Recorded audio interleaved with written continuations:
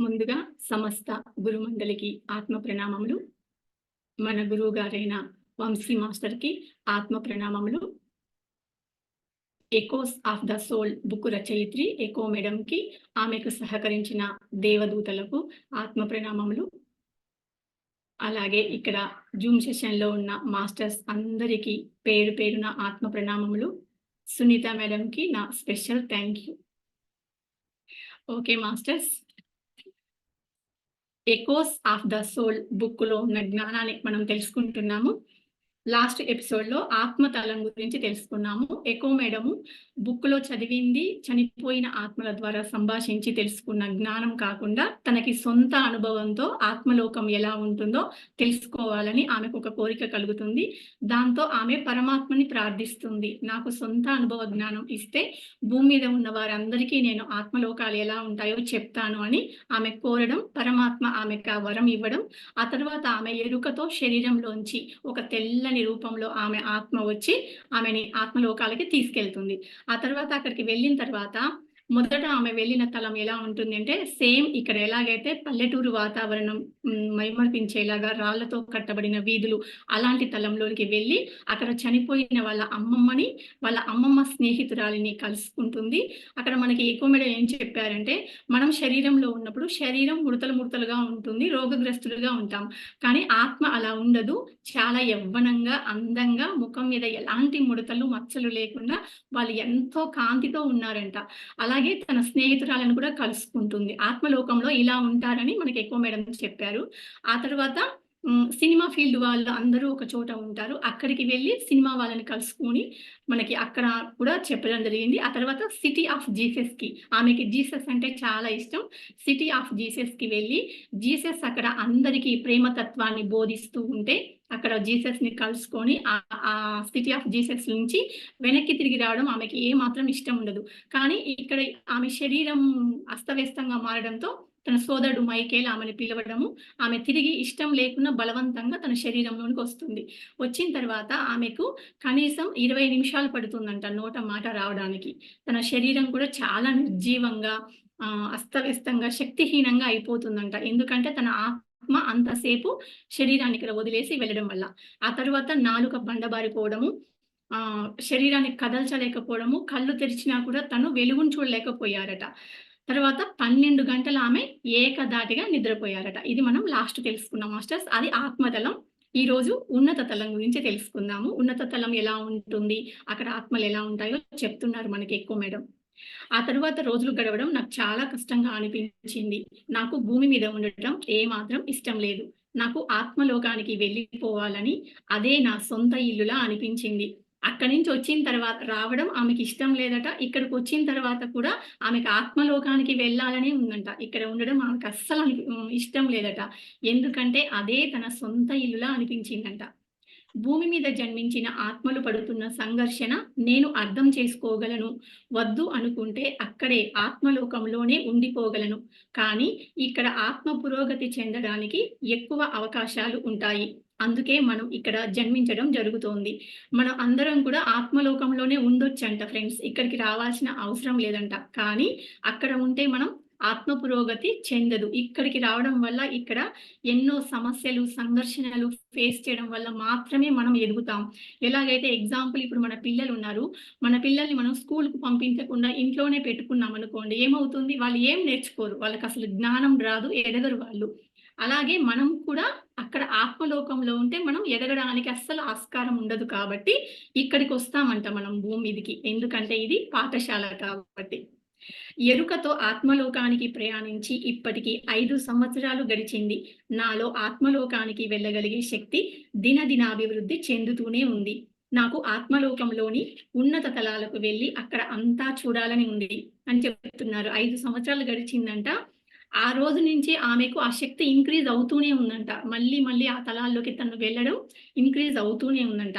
అయితే ఆత్మలోకంలోని ఉన్నత తలాలకు కూడా ఇంకా వెళ్ళి అక్కడంతా చూడాలని ఎకో మేడంకి కోరికగా ఉందంట. కానీ నేను ఆ ఉన్నత తలంలో చూసినవి అర్థం చేసుకోగలిగిన స్థితిలో ఉన్నప్పుడే, ఆ తలాన్ని చూడడానికి అర్హురాలిని కాగలనని గురువులు చాలా సార్లు చెప్పారు. అంటే ఇంకా అప్పటికి ఆ తలంలో చూడడము, తలంలో చూసినవి అర్థం చేసుకోవడానికి ఇంకా అర్హత రాలేదంట ఎక్కువ మేడంకి అని గురువులు ఆమెకి చాలా సార్లు చెప్పడం జరిగిందంట.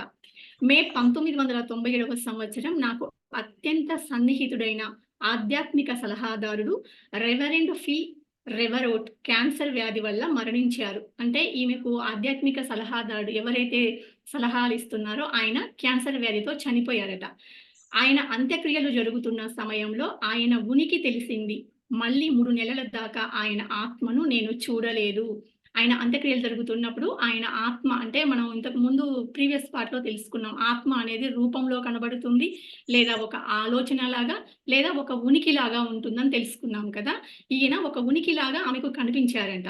మళ్ళీ 3 నెలల దాకా ఆయన ఆత్మను ఎక్కువ మేడం చూడలేదట. నేను ఆయన ఆత్మను చూసినప్పుడు నా దేవదూతల మాటలు గుర్తుకు వచ్చాయి. నేను చూసిన వాటిని ఒప్పుకోగలిగిన స్థితిలో ఉన్నప్పుడే నేను వేటినైనా చూడగలనని వారు నాతో చెప్పారు. ఎప్పుడైతే ఈమె నమ్మి ఒప్పుకుంటుందో అప్పుడే చూడగలిగే స్థితి వస్తుందని చెప్పారట దేవదూతలు.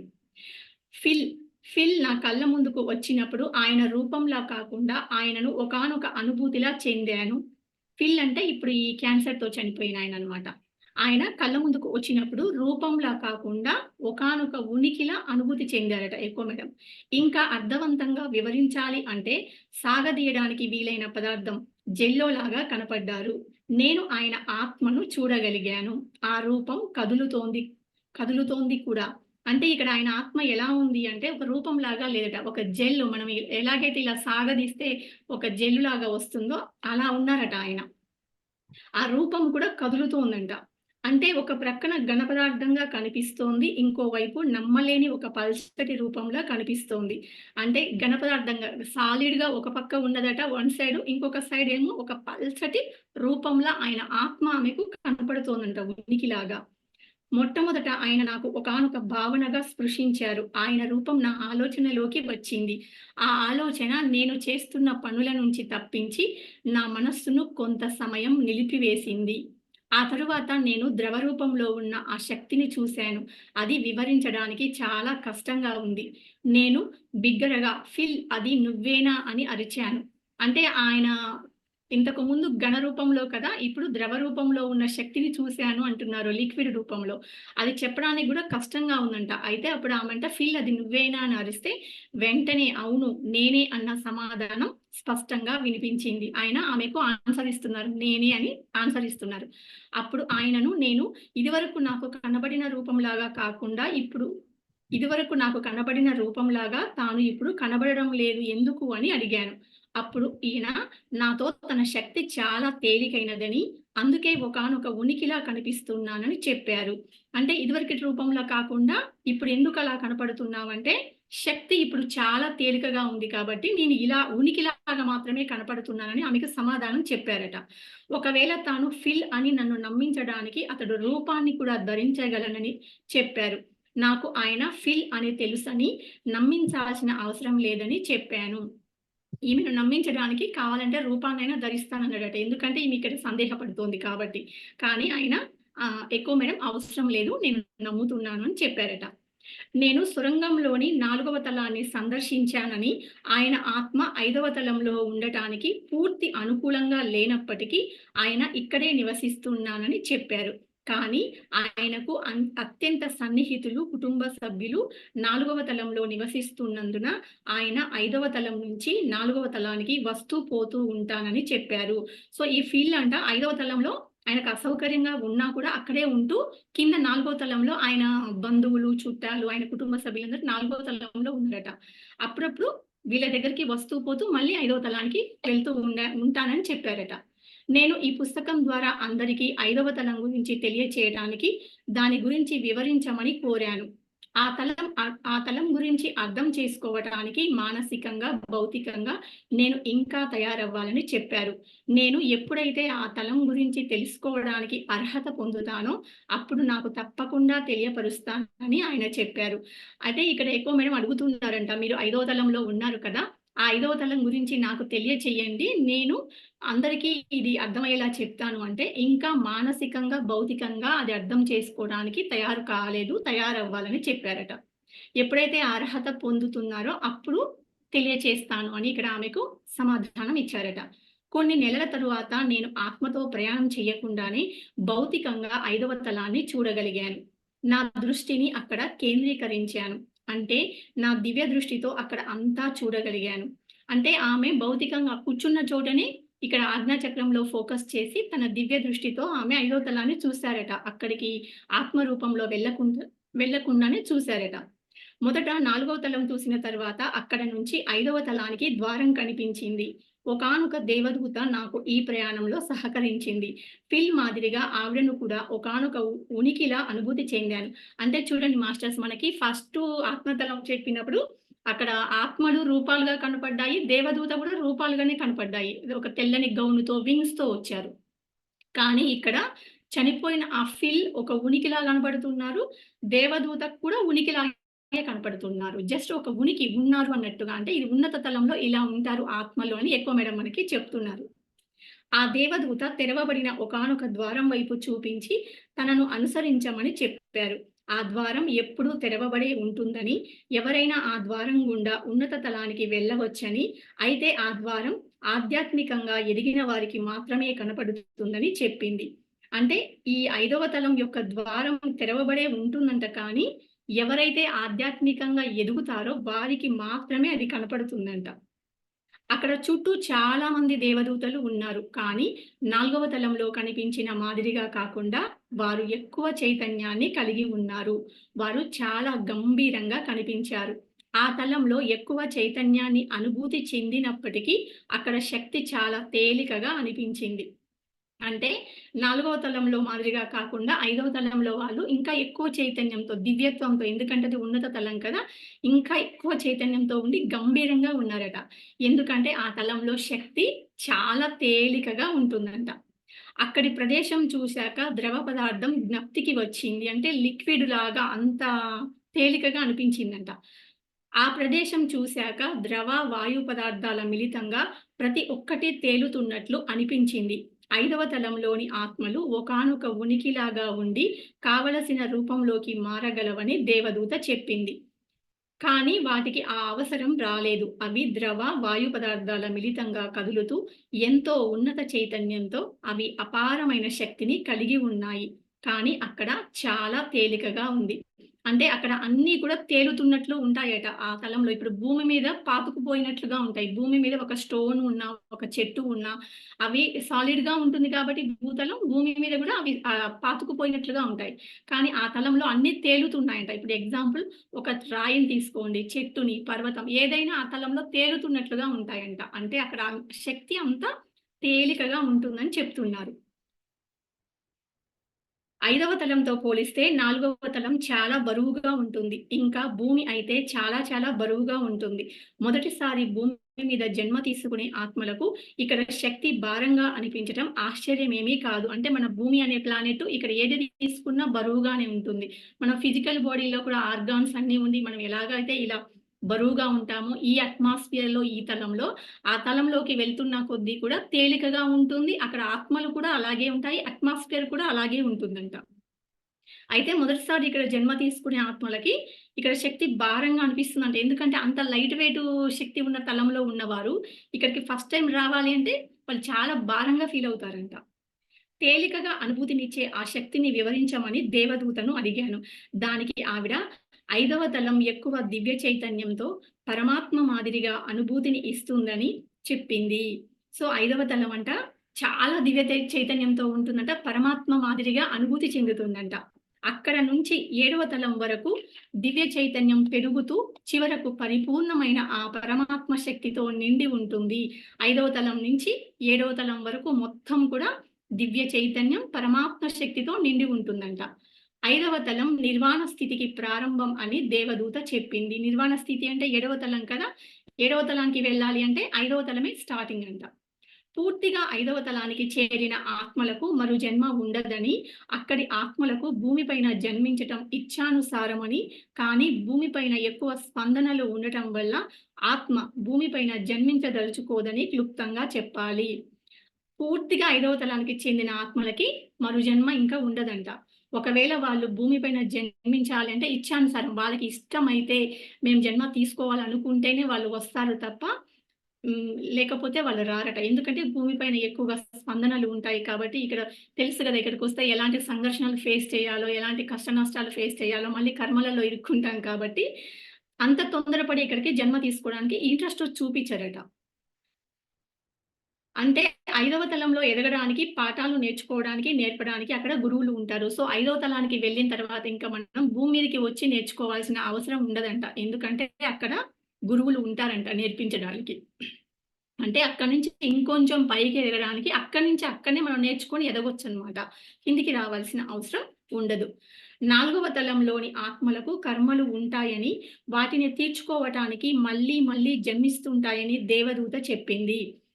5వ తలంలోని ఆత్మలకు కర్మలు ఉండవని, అవి శారీరక బాధల నుంచి విముక్తి పొందాయని చెప్పింది. చూడండి ఫ్రెండ్స్, 4వ తలంలో వరకే మనకి కర్మలు ఉంటాయంట. 4వ తలం దాటితే ఇంకా కర్మలు ఉండవంట. అయితే మరి ఈ 4వ తలంలో ఉన్నప్పుడు కర్మలు ఉంటాయి కాబట్టి మనం వీటిని తీర్చుకోవడానికి మళ్ళీ మళ్ళీ భూమి మీద జన్మ తీసుకుంటామంట. ఇక 5వ తలం వెళ్ళేటప్పటికి అక్కడ అసలు పూర్తిగా కర్మలనేవి ఉండవట. పూర్తిగా శారీరక బాధల నుంచి విముక్తి పొందుతాయని చెప్పారట.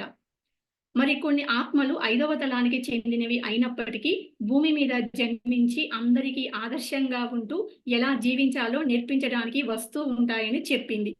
అంటే 5వ తలానికి చెందినప్పటికీ కూడా కొన్ని ఆత్మలు ఇక్కడికి భూమి మీదకి మనలాంటి వాళ్ళు కర్మల్లో ఉన్న వాళ్ళు ఉంటారు కదా! అజ్ఞానంలో ఉన్నవాళ్ళు, వాళ్ళకి ఆదర్శప్రాయంగా ఎలా జీవించాలని చెప్పడం కోసం వాళ్ళు మన కోసం భూమి మీదకి వస్తూ ఉంటారంట 5వ తలం నుంచి. వారిని మనం దైవాంశ సంభూతులుగా భావిస్తుంటాం. వారు కర్మచక్రాన్ని దాటేసి మనల్ని ఉన్నతులుగా తీర్చిదిద్దడానికి భూమి పైన జన్మిస్తారు. మన గురువులు లాంటి వాళ్ళందరూ కూడా మనల్ని కర్మచక్రంలోంచి ఇప్పుడు మనం ఎలాగైతే కర్మలు చూసుకొని దాటుతూ ఉన్నామో వంశీ సార్ వల్ల అలాగా మనల్ని కర్మచక్రాన్ని దాటించడానికి, మనల్ని ఉన్నతంగా తీర్చిదిద్దడానికి వారు 5వ తలం నుంచి భూమి మీద జన్మిస్తారట. 5వ తలంలో నివసించేవారు రాగద్వేషాలకు అతీతులు. పరమాత్మను కానీ, తోటివారిని కానీ దూషించకుండా, ఒకరితో ఒకరు పోల్చుకోక, భావోద్వేగాలకు లోనవటం లాంటి తక్కువ స్థాయి ఆలోచనలు కలిగి ఉండక, లేమితనం, సంకుచిత భావాలు చూపించరు. 5వ తలంలో నివసించేవారు ఎంత దివ్యత్వంతో, ఎంత చైతన్యంతో ఉంటారో చెప్తున్నారు. వారికి అస్సలు రాగద్వేషాలు ఉండవంట. ఈర్ష్య, అసూయ, ద్వేషం ఏమీ ఉండవట. వారు పరమాత్మను కానీ, తోటి వారిని కూడా దూషించరంట. ఒకరితో ఒకరు పోల్చుకోరంట. అసలు కంపారిజన్ గూడా చేసుకోరంట. వాళ్ళకది ఉంది, వీళ్ళకి ఇది ఉంది, నాకు లేదనకుండా ఎవరికి ఎంత ఉందో దాంతో సాటిస్ఫై అవుతూ పోల్చుకోకుండా భావోద్వేగాలు, ఎమోషన్స్ కూడా వాళ్ళు లోనవ్వరంట. అంత హయ్యర్ చైతన్యంతో వాళ్ళుంటారంట. ఇకపోతే తక్కువ స్థాయి ఆలోచనలు కూడా ఉండవట. సంకుచిత భావాలు కూడా ఏమీ వాళ్ళలో ఉండవట. అక్కడి ఆత్మలకు తాము అనంతమైన శక్తితో సృష్టించబడ్డామని తెలుసుకున్నారు. సో, వారికి సత్యం తెలిసిపోయిందనమాట.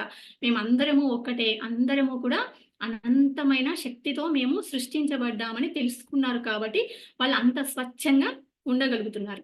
వారి గురించి, ఎదుటి వారి గురించి పూర్తి అవగాహన కలిగి ఉండి, ఎల్లప్పుడూ అందరిలో సామరస్య భావాన్ని పెంపొందించడానికి దృష్టి సారిస్తారు. వారు అక్కడున్నవారు వారి గురించి, ఎదుటి వారి గురించి, అందరి గురించి పూర్తి అవగాహనతో ఉంటారంట. అలాగే కాకుండా అందరిలో సామరస్య భావాన్ని, ఆ మిత్రత్వ భావాన్ని ఒకరు ఎక్కువ, ఒకరు తక్కువ అనే భేదభావం లేకుండా మేమందరం కూడా సమానమే అనే సామరస్య భావాన్ని పెంపొందించడానికి దానిపైనే వారు దృష్టి సారిస్తారట. వారు పూర్తిగా మానవాళికి సహాయపడుతూ వారిని సమానత్వ మార్గంలోనికి తీసుకురావడానికి కృషి చేస్తూ ఆత్మ, పరమాత్మ ఒక్కటేనన్న పూర్తి ఎరుకతో ఉంటారు. భూమి మీద ఉన్న మనలాంటి వారికి వాళ్ళు సహాయం చేస్తూ ఉంటారంట 5వ తలంలో ఉన్నవారు. సహాయం చేస్తూ మనం ఆత్మ, పరమాత్మ ఒక్కటేనన్న పూర్తి ఎరుకతో ఉంటారంట. వారు పరమాత్మతో జవాబుదారీతనంతో ఉంటూ, వినయ విధేయతలు చూపుతూ, పరమాత్మ చెప్పినట్లు ఆచరిస్తూ ఉంటారు. పూర్తిగా పరమాత్మ అండర్‌లో ఉంటూ మనకు సేవలు చేస్తూ ఉంటారంట ఫ్రెండ్స్ వాళ్ళు. చాలా వినయ విధేయతలతో ఉంటారంట. అంత హయ్యర్ స్థాయిలో ఉన్నప్పటికీ కూడా. 5వ తలంలో మాటలతో కాకుండా టెలిపతి ద్వారా సంభాషిస్తారని, ఊపిరి పీల్చాల్సిన అవసరం కానీ, నోరు తెరవాల్సిన అవసరం కూడా ఉండదని దేవదూత చెప్పింది. సో, అక్కడ కన్వర్జేషన్ ఎలా ఉంటుంది 5వ తలంలో అంటే, మనం నోరు తెరిచి మాట్లాడాల్సిన అవసరం కూడా ఉండదంట. ఇప్పుడు మొదటి తలంలో వాళ్ళ అమ్మమ్మతో, వాళ్ళ ఫ్రెండ్స్‌తో అక్కడ మాట్లాడారు. కానీ ఇక్కడ నోరు తెరిచి మాట్లాడాల్సిన అవసరం లేదు. ఊపిరి కూడా పీల్చాల్సిన అవసరం లేదంట. అక్కడ కన్వర్జేషన్ అంతా కూడా టెలిపతితో అంటే మనసులో మనం ఒకటి అనుకోగానే వెంటనే అవతల వరకది ట్రాన్సాక్షన్ అయిపోతుందన్నమాట. అక్కడ అలా ఉంటుందంట. దేవదూత ఆవిడ నాకు ఒకానొక రకమైన ద్రవ పదార్థం గురించి చెప్పింది. కానీ నాకు అది పూర్తిగా అర్థం కాలేదు. ఆ ద్రవ పదార్థం భూమిపైన దొరికే నీటికి భిన్నంగా ఉంటుందని, అక్కడ లభించే నీటిని గురించి సరైన అవగాహన మనకు ఇంకా రాలేదని చెప్పింది. అంటే ఆస్ట్రల్ వాటర్ అన్నమాట. ఇప్పుడు భూమి మీద వాటర్ ఎలా ఉంటుందో మనకు తెలుసు గదా! ఈ ప్లానెట్‌లో వాటర్ ఎలా ఉంటుందో, అక్కడ ఆ ప్లానెట్‌కు తగ్గ ఆస్ట్రల్ వాటర్ అక్కడ దానికి తగ్గట్టుగా వాటర్ ఉందంట. దాన్ని అర్థం చేసుకునే శక్తి ఇంకా మనకు రాలేదని దేవదూత చెప్పారట ఎకో మేడం తోటి. మనం ఇక్కడ ఆలోచించిన తరువాత పని చేస్తామని, మన అవగాహన శక్తి ప్రాథమికంగానే ఉంటుందని ఆవిడ అన్నారు. 5వ తలంలో దుఃఖం అనేదే లేదని, అది 4వ తలంలోనే అంతమైపోతుందని చెప్పింది. సో, 5వ తలానికి వెళ్ళిన తర్వాత ఎందుకంటే 4గో తలం వరకే కర్మలుంటాయి మనకి. 4గో తలం దాటామంటే ఇంకసలక్కడ కర్మలు ఉండవు కాబట్టి అక్కడసలు దుఃఖం అనేదే ఉండదట. 4గో తలంలోనే అంతమైపోతుందంట దుఃఖం అనేది. మనకు అస్సలు భూమి పైన అవగాహన కూడా లేని క్షమా గుణం ఈ తలంలో ఆచరింపబడుతుందని, ఉన్నత తలాల్లో విభిన్నమైన చట్టాలు క్రమ పద్ధతిలో ఉంటాయి కనుక మనం వాటిని గౌరవిస్తూ ఉంటామని దేవదూత చెప్పింది. సో, ఇక్కడేమంటున్నారంటే మనకు భూమి పైన అసలు అంటే మనం ఒక్కొక్కసారి క్షమాగుణాన్ని కోల్పోతూ ఉంటాం కదా! ఎవరైనా మనల్ని బాధ పెడితే అంత త్వరగా మనం ఎక్స్‌క్యూజ్ చెయ్యం గదా! కానీ ఈ తలంలో ఏంటంటే క్షమాగుణం చాలా బాగా ఆచరిస్తూ ఉంటారంట వీళ్ళు. అలాగే అక్కడ చట్టాలు కూడా చాలా సరైన క్రమ పద్ధతిలో ఉంటాయంట ఆ తలంలో. అక్కడ ఉన్నవారు ఆ చట్టాలని గౌరవిస్తూ ఉంటారని దేవదూత చెప్పిందంట. 5వ తలంలోని వాతావరణం 4గవ తలం మాదిరిగానే ఉంటుందని, కాకపోతే అంతకంటే ఎక్కువ అందంగా, ఆహ్లాదాన్ని కలిగించే ప్రకృతితో నిండి రంగులు మృదువుగాను, సున్నితమైనవిగాను ఉంటాయి. వాతావరణం అక్కడ అట్మాస్ఫియర్, నేచర్ గురించి చెప్తున్నారు. ఎలా అంటే 5వ తలంలోని వాతావరణం 4గో తలం మాదిరిగానే ఉంటుంది గానీ, ఇంకా ఎక్కువ అందంగా, ఆహ్లాదంగా, ముదురు రంగులతోటి మృదువుగా ప్రకృతి సున్నితమైనవిగాను ఉంటాయట అక్కడ రంగులు. అక్కడ అంతా మనల్ని బలంగా కట్టిపడేసే ప్రేమతత్వం ఆవరించి ఉంటుంది. ఎందుకంటే అక్కడ ఆత్మలకు కర్మలు ఉండవు. వాటికి ఏమి ముఖ్యమో వాటి మీదనే దృష్టి కేంద్రీకరిస్తాయి. కారణం ఏదైనా కావచ్చు కానీ 5వ తలం అంతా 4గవ తలంలో లేని ప్రశాంతతతో, నిర్మలమైన చైతన్యంతో నిండిపోయి ఉంటుంది. సో, అక్కడ అసలు కర్మలనేవి ఉండవు కాబట్టి పూర్తిగా ప్రేమతత్వమే ఆవరించి ఉంటుందంట. చక్కటి అందమైన ఆహ్లాదకరమైన ప్రకృతి ఉంటుందంట. తరువాత అక్కడ ఆత్మలకు కర్మలు ఉండవట. వాళ్ళేం చేస్తారంటే మిగిలిన పక్క విషయాల మీదకి దృష్టి పోనీయకుండా వాళ్ళకి ఏం కావాలో వాటి మీదే దృష్టిని కేంద్రీకరించుకుంటూ ఉంటారంట. చాలా ప్రశాంతతతో, నిర్మలమైన చైతన్యంతో ఉంటుందంట ఆ తలం. 4గవ తలానికి చెందిన ఆత్మలు మళ్ళీ భూమి మీదకు రాకుండా ఎలా 5వ తలానికి ఎదగాలో నేర్పించడాన్ని ఎంచుకున్నారని దేవదూత చెప్పింది. అంటే ఆ క్యాన్సర్‌తో చనిపోయారు కదా! ఆమెకు ఆధ్యాత్మిక సలహాదారుడు. ఆయనంట మళ్ళీ తిరిగి భూమి మీదకి రాకుండా ఎలా 5వ తలానికి ఎదగాలో నేర్పించుకునే డ్యూటీని ఆయన ఎంచుకున్నారంట. ఇప్పుడు మనం బాడీ వెకేట్ చేసి పైకెళ్ళిన తర్వాత ఒక్కొక్కరికి ఒక్కొక్క వర్క్ ఉంటుందక్కడ. డ్యూటీ ఉంటుంది. సో, ఆయన ఏం డ్యూటీ ఎంచుకున్నారంటే 4గో తలం నుంచే 5వ తలానికి పంపించేకి నేను వారికి విద్య నేర్పిస్తాను. తిరిగి మళ్ళీ భూమి మీదకి రాకుండా ఆ డ్యూటీ ఆయన తీసుకున్నారంట. భూమిపైన నివసించడం ఆత్మకు ఎంతో కష్టంగా ఉంటుందని, ఆయన మళ్ళీ ఇటువంటి భారమైన శక్తిని కలిగి ఉన్న లోకంలో జన్మ తీసుకోబోరని, ఇతరులను కూడా ఆ పని చేయనియబోరని చెప్పారు. సో, ఆయనేమంటున్నారంటే, ఇంత భారమైన శక్తి ఉన్న భూమి మీద ఆయన జన్మ తీసుకోరట. ఇతరులను కూడా ఆ పని చేయనివ్వరట. ఇతరులను కూడా జన్మ తీసుకోకుండా అక్కడనే బోధనలు చేసి వారిని 5వ తలానికి పోయేలాగా హెల్ప్ చేస్తాను. నేను ఆ బాధ్యతను తీసుకున్నానని చెప్పారట. 5వ తలానికి చెందిన ఆత్మలు మానవ జాతిని ఉద్ధరించటానికి ఆసక్తి చూపిస్తాయని దేవదూత చెప్పింది. ఆ దేవదూతలందరూ కూడా మనలాంటి వారిని మానవులను ఉద్ధరించడానికే వారు చాలా ఇంట్రెస్ట్ చూపిస్తారట. వాళ్ళంతా సర్వీస్ మనలాంటి వాళ్ళ కోసమే చేస్తారట 5వ తలంలోని ఆత్మలు. నాకు 6వ తలం గురించి తెలియజేస్తుందేమోనని దేవదూతను అడిగాను. ఆవిడ నేను ఆ తలం గురించి అర్థం చేసుకోవటం కష్టమని చెప్పింది. నాకు అనిపించిందేమిటంటే 6వ తలం మనల్ని పరమాత్మకు ఇంకా దగ్గర చేరుస్తుందని, పైన తలాలకు వెళుతున్న కొద్దీ మనం ఆ సృష్టికర్తతో ఏకమైపోతామని నాకు అవగతమైంది. సో, ఇక్కడ ఎకో మేడం ఒక్కొక్క స్టెప్ బై స్టెప్ ఒక్కొక్క తలం నేర్చుకుంటూ వెళ్తున్నారు కదా! చూస్తూ 5వ తలంలో ఎలా ఉన్నారో తెలుసుకున్నారు. ఇప్పుడు ఫీల్ గురించి, ఇంకా భూమి మీదకి రావాల్సిన అవసరం లేదు తెలుసుకున్న తర్వాత 6వ తలం గురించి కూడా తెలియజేయమని అడిగారట.